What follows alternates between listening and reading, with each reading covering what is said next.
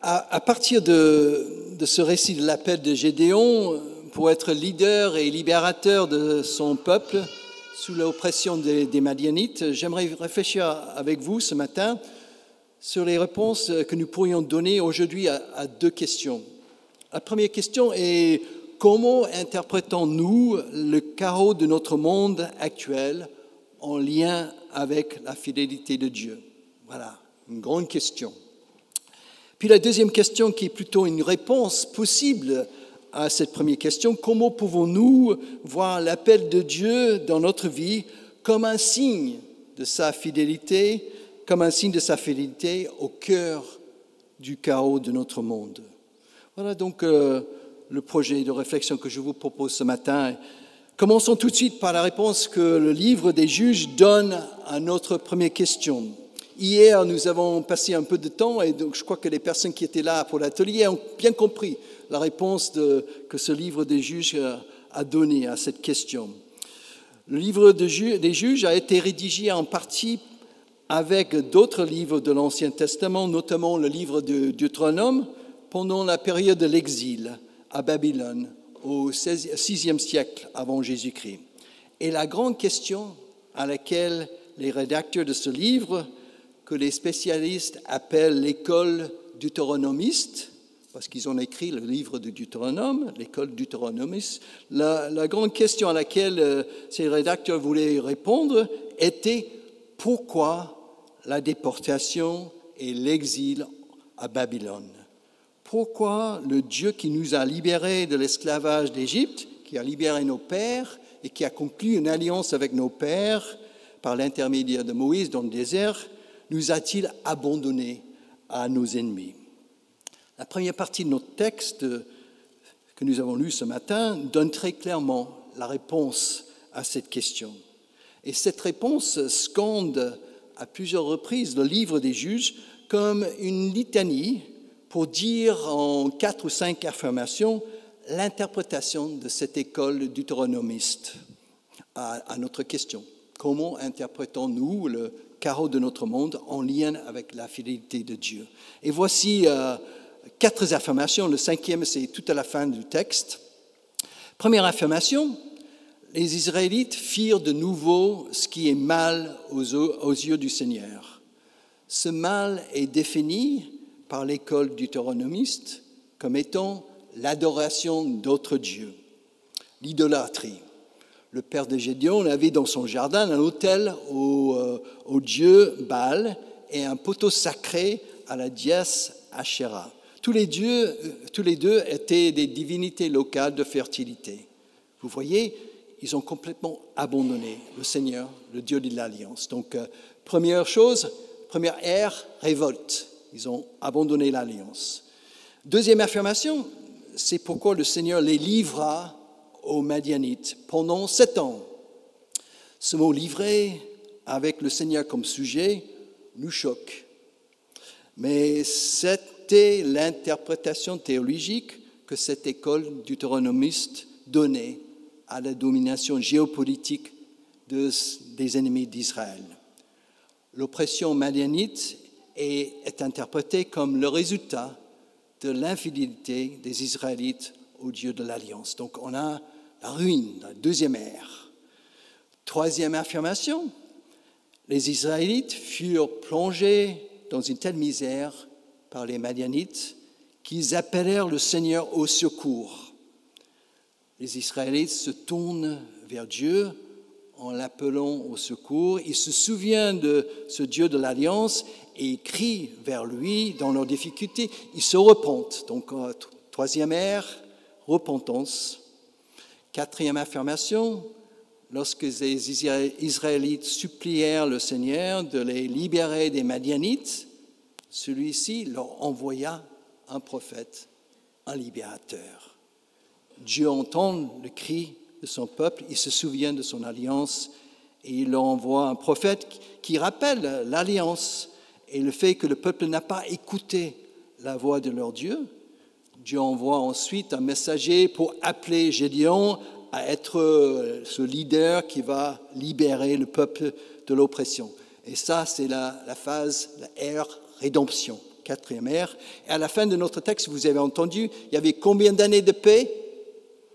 40 années de paix, donc instaurées, donc repos, cinquième ère. Voilà le litanie qui scande ce livre, qui revient à plusieurs reprises, et c'est là l'interprétation. C'est très clair, l'interprétation que l'école deutéronomiste donne au chaos du monde en lien avec la fidélité de Dieu.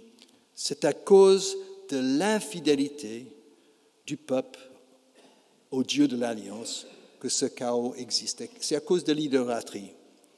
Mais le Dieu de l'Alliance est toujours là pour envoyer un libérateur quand le peuple se tourne vers lui, quand le peuple crie vers lui, et c'est lui, le Dieu de libérateur, qui va les sauver.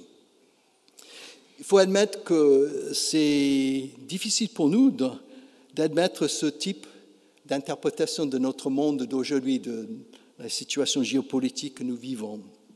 Elle nous heurte et nous choque parfois, mais il faut dire aussi que cette interprétation existe dans les conflits de notre monde d'aujourd'hui. Cette interprétation est parfois instrumentalisée par certains.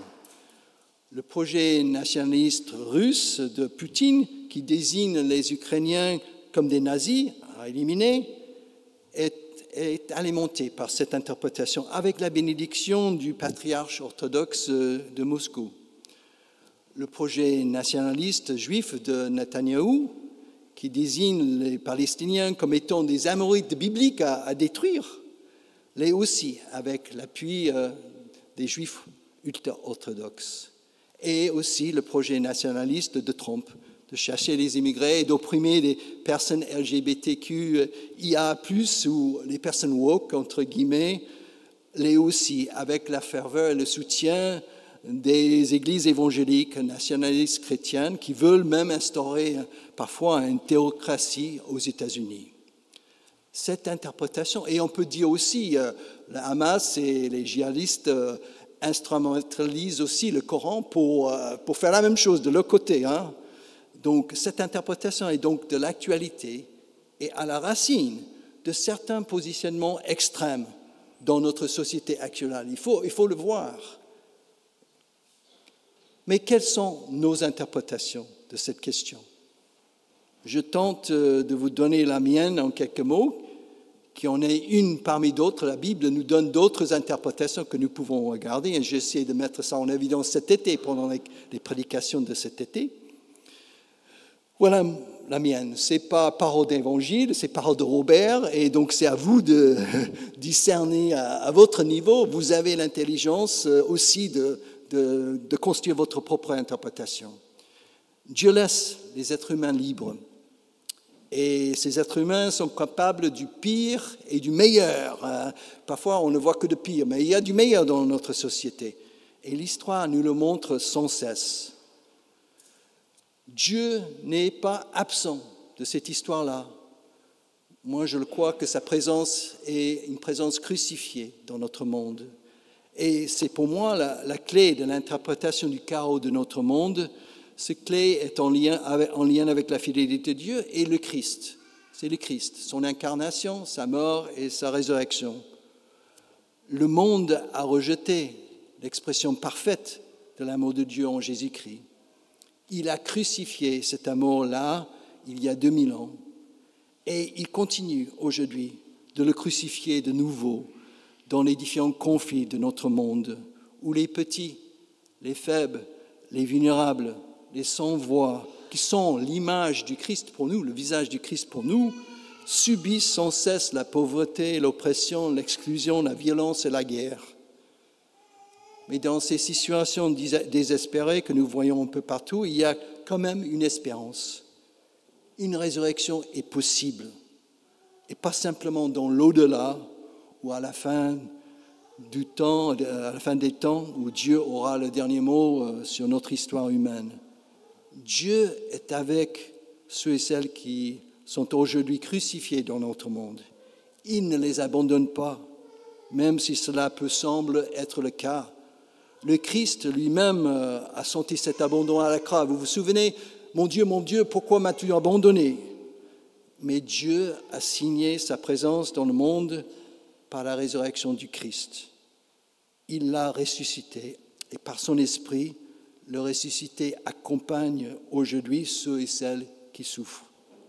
Et Dieu, par son esprit, suscite et appelle des artisans de paix, des chercheurs de compromis, des médiateurs de justice, des témoins tout simplement de son amour. Et nous voilà en train de répondre à notre deuxième question.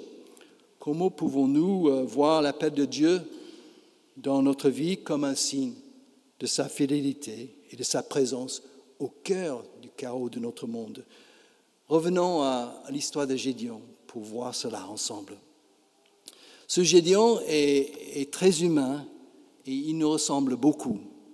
Il a peur, il doute, il a besoin de signes. Ça nous rejoint aujourd'hui. C'est presque pathologique chez lui.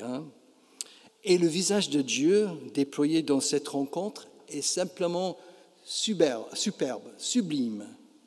Nous y voyons un Dieu patient et bienveillant qui compose avec le caractère craintif de Gédéon. Il est prêt à prendre le temps qu'il faut pour cheminer avec lui dans l'appel qu'il lui lance. Et ce cheminement peut être résumé en 4 étapes. Première étape, et nous sommes là au cœur de notre culte, là. La première étape, la salutation. Le Seigneur est avec toi, vaillant héros. D'entrée de jeu, Dieu promet sa présence à Gédéon et dit qu'il est un vaillant héros. C'est une salutation qui précède l'histoire de Gédéon et qui nous parle de la grâce de Dieu. Cela nous rappelle que ce que Dieu dit de nous est le début de notre vocation dans le monde. C'est ce qui est le plus important. Il voit en moi, il voit en toi toutes les possibilités d'être tout simplement un vaillant héros, tout simplement un champion pour Christ dans le monde, un chrétien libre et responsable dans le monde au nom de Jésus-Christ. Mais Gédéon a du mal à faire confiance à cette salutation. Il sort la question que nous avons tous dit à un moment donné dans notre vie. Qu'est-ce que nous avons fait au bon Dieu pour que cela nous arrive? Comment le Seigneur pourrait être avec nous lorsque les Madianites nous écrasent? Gédéon a bien appris l'interprétation de l'école deutéronomiste, donc c'est très clair dans notre texte. Dans son questionnement, j'aime bien cette façon dont Gédéon se situe dans une communauté et répond au messager de Dieu en nous et pas en je.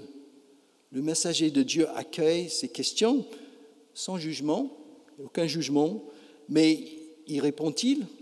Voilà la question. Et cela nous amène à la deuxième étape, l'envoi. Donc nous sommes à la fin du culte déjà, l'envoi. Salutation, l'envoi.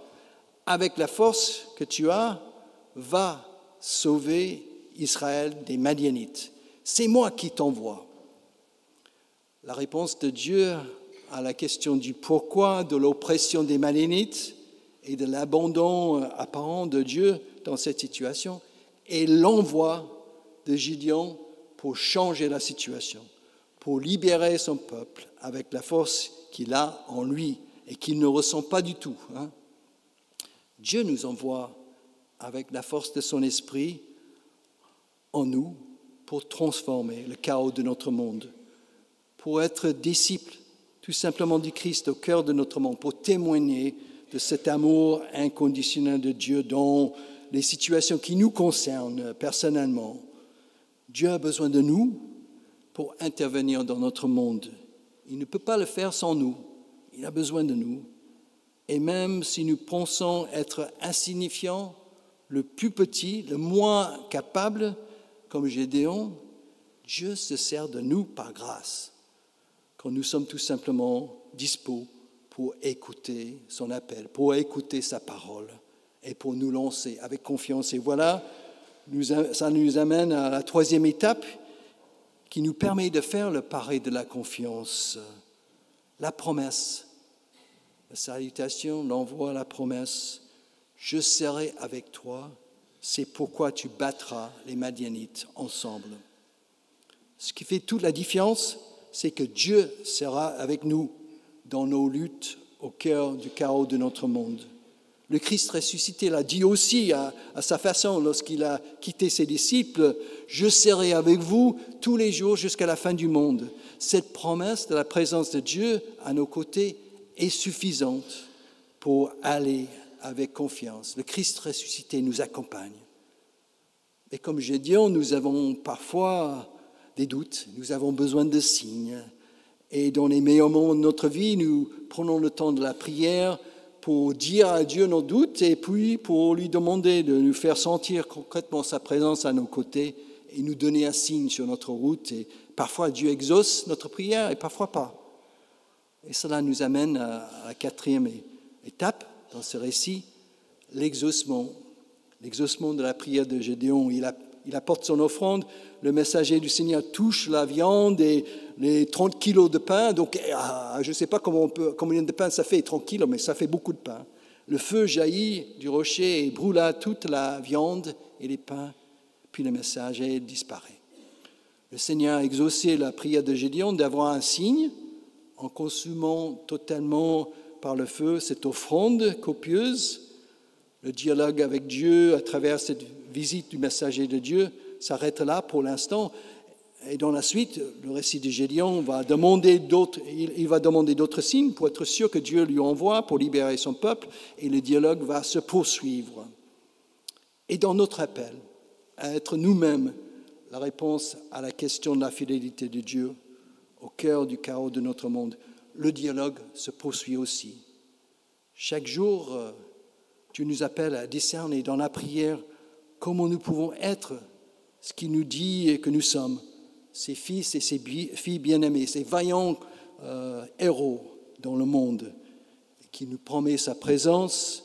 Il nous demande d'aller avec la force de son esprit pour changer notre monde. C'est en cultivant cette relation avec Dieu dans la prière que nous pourrons assumer fidèlement notre vocation à travers l'exercice de notre métier, à travers nos engagements associatifs ou dans l'Église, à travers nos réseaux d'amis, à travers notre famille, et cela 24 heures sur 24, 7 jours sur 7. Vous avez entendu tout à l'heure la fin de cette histoire où Gédéon libère concrètement le peuple. Gédéon est allé à la bataille avec simplement 300 hommes et comme armes des cruches, des torches et des trompettes. Pas d'armes offensives dans cette histoire. C'est évident que le récit veut nous dire que c'est Dieu qui donne la victoire par grâce. Mais il a quand même besoin de Gédéon et les 300 hommes. Et il a besoin de nous et notre communauté ensemble dans notre monde. Et c'est pourquoi cet envoi par Dieu est toujours d'actualité dans ce lieu et dans notre vie, dans notre prière chaque jour. Quelle que soit la façon que nous interprétons la fidélité de Dieu dans un monde en chaos. Dieu dit à moi, Dieu dit à Olivier dans son engagement, Dieu dit à chacun de nous dans ce temple, va avec cette force que tu as. Et c'est moi, le Dieu de Jésus-Christ, qui t'envoie. Amen.